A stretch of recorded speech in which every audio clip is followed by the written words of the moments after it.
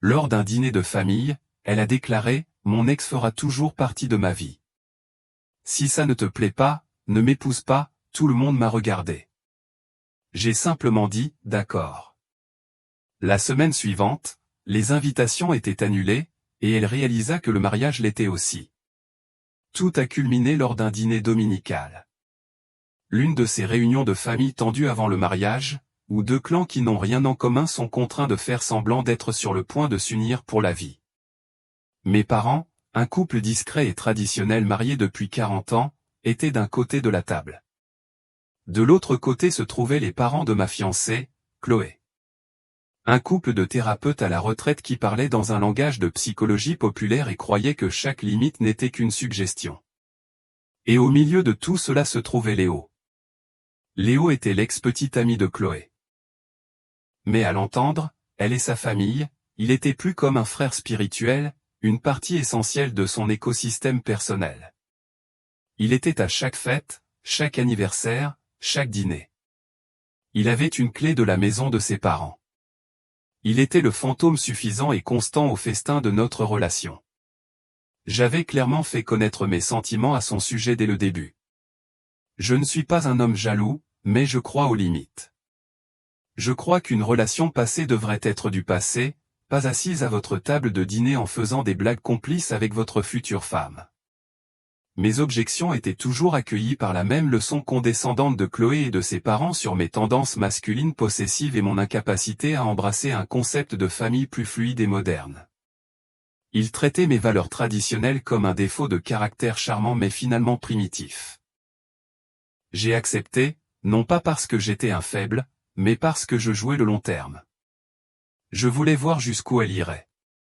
Je devais savoir si les fondations sur lesquelles nous construisions étaient du roc solide ou juste du sable. Le sujet du plan de table du mariage est apparu au dessert. Ma mère, une femme qui exprime son opinion avec une dignité calme mais ferme, a posé une simple question.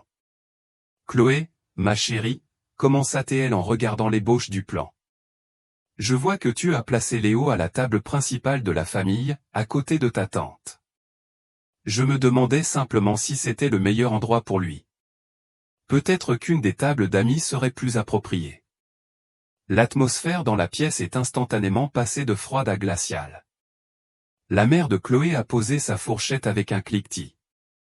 Chloé elle-même a rougi d'une colère profonde. Ma mère s'inquiète juste de l'image, Chloé, dis-je, intervenant avant qu'elle n'explose. Avoir ton ex-petit ami à la table de la famille pourrait envoyer un message déroutant à nos invités. Chloé se tourna vers moi, ses yeux lançant des éclairs. Un message déroutant? Le seul message déroutant ici, c'est que toi et tes parents vivaient encore dans les années 1950. Léo est mon meilleur ami. Il fait partie de la famille. Il faisait partie de ma vie bien avant toi, et il fera partie de ma vie bien après. Eh bien, il fera toujours partie de ma vie. Son père intervint alors, sa voix dégoulinante de condescendance. Benoît, nous en avons déjà parlé. Tes définitions rigides des relations sont ce qui cause l'insécurité. Chloé et Léo ont une belle connexion évoluée. Tu devrais célébrer cela, pas essayer de le contrôler. C'était une attaque parfaitement exécutée à 2 contre 1, sa mère hochant la tête en signe de solennel accord. Il pratiquait ce genre de manœuvre psychologique depuis des années. Mais cette fois, c'était différent. Cette fois, mes parents étaient là, regardant cette femme et sa famille nous traiter, moi et notre mariage imminent, avec un tel mépris désinvolte et arrogant. Chloé, se sentant enhardie par le soutien de ses parents, décida de pousser son avantage. Elle se leva, les mains sur les hanches, et prononça la phrase qui allait faire stopper net tout le cortège. Elle regarda ma mère, puis moi, sa voix forte et claire pour que toute la pièce l'entende. Laissez-moi être parfaitement clair pour tout le monde.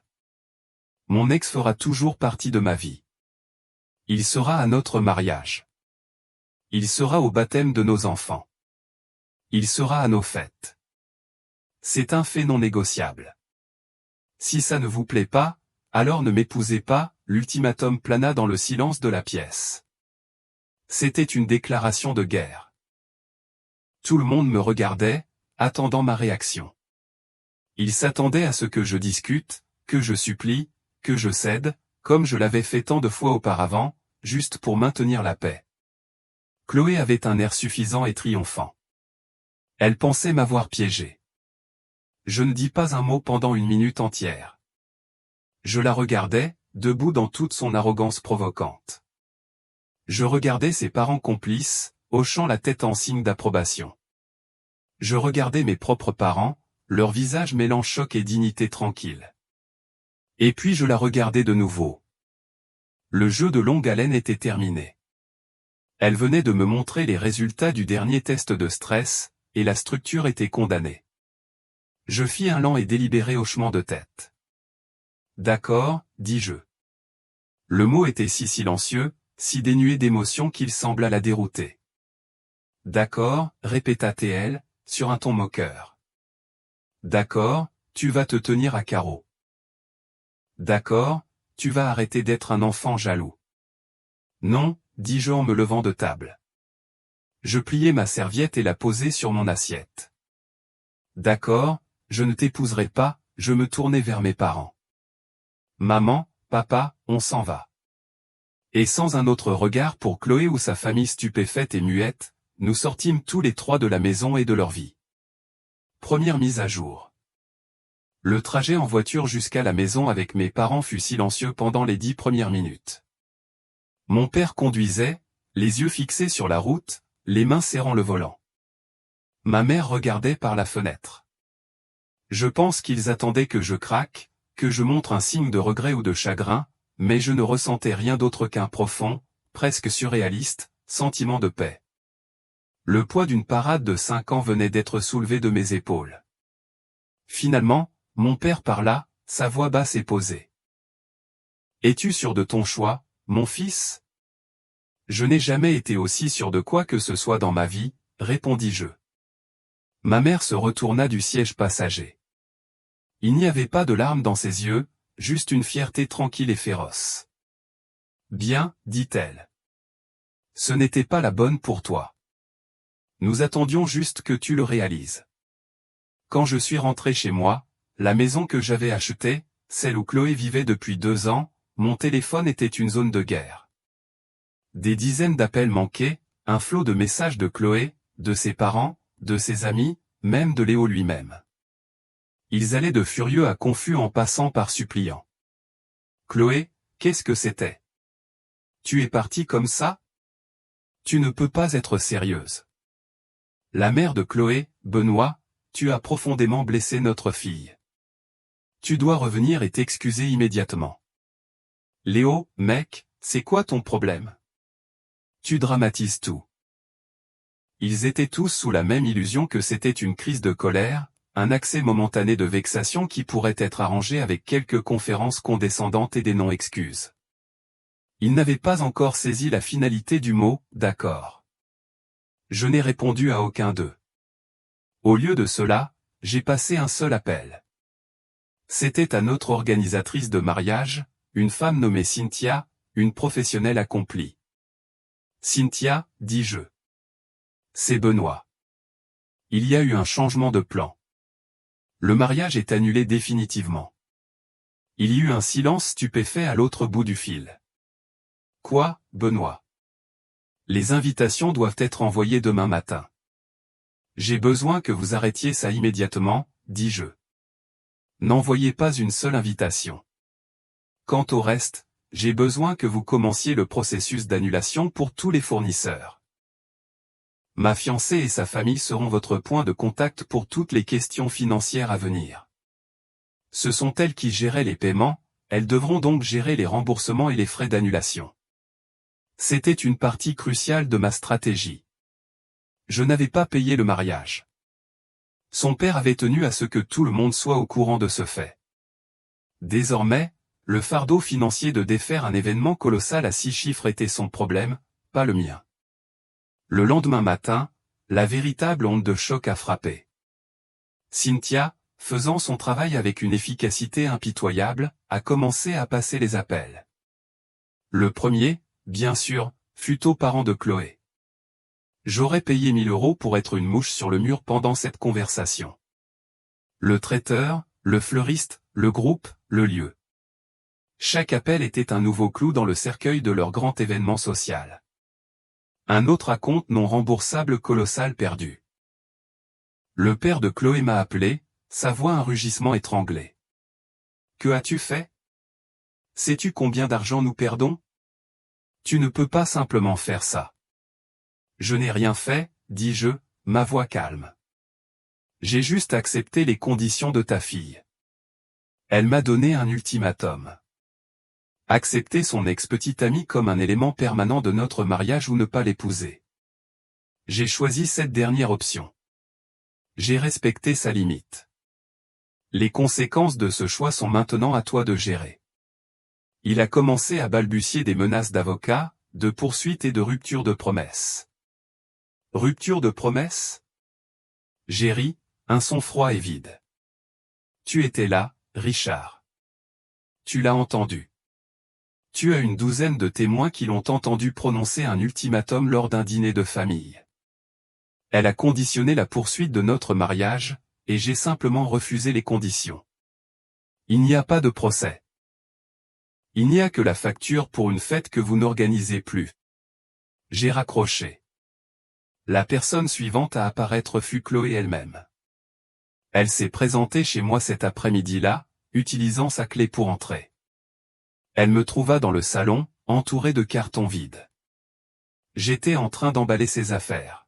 « Qu'est-ce que tu fais » cria-t-elle, son visage masqué par l'incrédulité. « Je t'aide à déménager, dis-je, sans même lever les yeux. Tu vas devoir trouver un nouveau logement. Tu ne peux pas me virer. J'habite ici. » Non, Chloé, dis-je, me levant enfin pour lui faire face. Tu séjournais ici. C'est ma maison. Mon nom est sur l'acte de propriété, et ton invitation a été révoquée. Je ferai changer les serrures demain. Je te suggère de t'arranger pour que tes parents viennent chercher tes affaires. Elle finit par craquer, la façade arrogante et confiante s'écroulant pour révéler l'enfant terrifié et exigeant en dessous. Elle pleura. Elle supplia. Elle pria. Elle dit qu'elle ne le pensait pas, que c'était juste une chose stupide à dire, qu'elle m'aimait. Je suis resté là, impassible. Le moment pour ça, Chloé, c'était quand ma mère était à ta table de dîner et qu'elle était traitée avec irrespect. Le moment pour ça, c'était avant que tu ne fasses de ton ex-petite amie une condition de notre mariage. Tu as fait ton choix. Maintenant, je fais le mien. Deuxième mise à jour. Les 30 jours qui ont suivi ont été une lente et brutale éducation pour Chloé au concept de conséquences. Elle et sa famille avaient vécu toute leur vie dans un monde doux et ouaté de secondes chances et de choix sans conséquences. Un monde amorti par leur argent et leur délire partagé de supériorité intellectuelle. Ce monde était maintenant révolu. La première leçon fut financière. Son père, après une semaine de menaces et de fanfaronnades, réalisa enfin que je n'allais pas contribuer un seul centime au désastre financier du mariage annulé. La facture finale pour les acomptes perdus et les frais d'annulation, j'ai entendu dire, avoisinait les 100 000 €. C'était un coup dur même pour eux. La deuxième leçon fut sociale. Ils ont essayé de manipuler le récit, bien sûr. Ils ont dit à leurs amis que j'étais émotionnellement instable, que j'avais fait une dépression et que j'avais annulé le mariage sans raison. Mais l'histoire était trop bonne, trop croustillante. Une douzaine de personnes avaient été à ce dîner. L'histoire de l'ultimatum de Chloé et de mon acceptation finale silencieuse s'est répandue comme une traînée de poudre dans leur cercle social. Elle n'était pas la victime. Elle était la fiancée arrogante qui avait trop joué sa main et tout perdu. Chloé, après avoir été forcée de quitter ma maison, a dû retourner vivre chez ses parents. L'atmosphère dans cette maison, m'a-t-on dit, était toxique. Ses parents, confrontés à une perte financière massive et à une humiliation publique, lui en voulaient. Ils se disputaient constamment. La fine couche de leur dynamique familiale évoluée s'était effritée pour révéler la réalité amère et dysfonctionnelle en dessous. Léo, l'ex-petit ami, l'homme qui était si essentiel à sa vie, s'est avéré moins qu'inutile lors d'une véritable crise. C'était un accessoire amusant pour une femme qui avait un fiancé stable et prospère. Il n'était pas intéressé à être le système de soutien d'une femme célibataire fauchée, au chômage et émotionnellement volatile. Il a lentement, discrètement commencé à prendre ses distances. Les appels et les messages constants ont cessé. Il était occupé. Il avait d'autres plans. Il était, en fin de compte, juste un autre ami de beau temps. Pendant que son monde s'écroulait, je reconstruisais le mien en silence. J'ai fait un voyage de 2 semaines en Europe, un voyage que j'avais toujours voulu faire mais que j'avais reporté parce que Chloé n'y voyait aucun intérêt. Je suis revenu rafraîchi et l'esprit clair. Je me suis concentré sur mon travail, décrochant le plus grand projet de ma carrière. J'ai renoué avec des amis qui s'étaient éloignés. Des amis qui n'avaient jamais aimé la personne que j'étais devenu avec Chloé. Je ne sortais pas avec quelqu'un. Je n'étais pas intéressé. J'appréciais la paix, le calme, la liberté d'une vie qui était entièrement la mienne. Une vie où je n'avais pas à naviguer constamment dans le champ de mines émotionnelles des insécurités d'une autre personne. La dernière leçon, et la plus satisfaisante pour Chloé, est arrivée environ 6 mois après notre rupture. Une importante revue d'architecture a publié un article sur un théâtre historique que j'avais passé les 2 dernières années à restaurer. C'était un immense honneur, l'apogée de ma carrière jusqu'à présent. L'article incluait un événement de gala célébrant la réouverture du théâtre, un événement auquel assistaient le maire et certaines des personnes les plus influentes de la ville. Il y avait une photo de moi debout sur scène, recevant un prix pour le projet. Dernière mise à jour. Cela fait un peu plus d'1 an depuis ce dîner du dimanche. Ma vie a évolué d'une manière que je n'aurais jamais pu imaginer.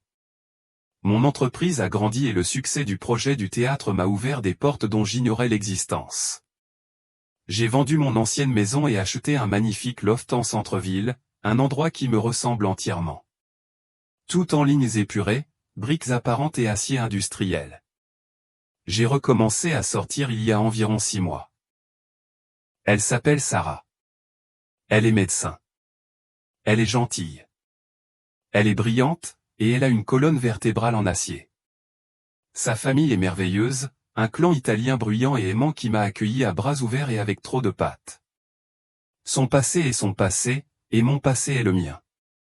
Nous construisons un avenir ensemble. Un avenir basé sur le respect mutuel et des limites claires et honnêtes.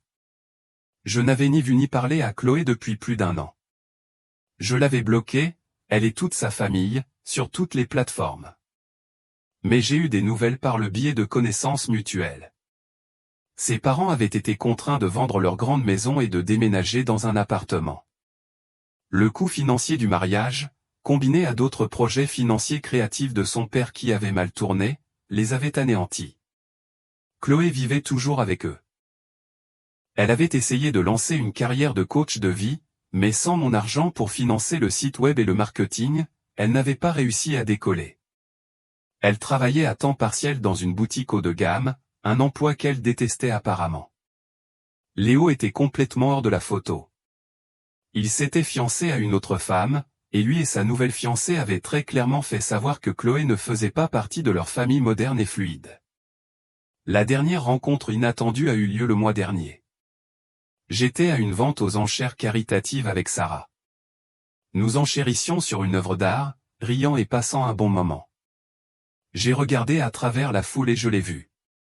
Elle était là en tant que bénévole, l'une des personnes en tablier noir servant du champagne et débarrassant les assiettes. Elle m'a vu. Elle m'a vu avec Sarah, une femme belle et accomplie riant à mes côtés.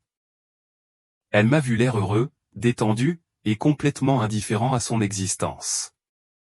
Son visage, pendant juste une fraction de seconde, s'est effondré. Le masque de ressentiment ennuyé qu'elle portait a glissé, et j'ai vu un éclair de regret pur et non adultéré.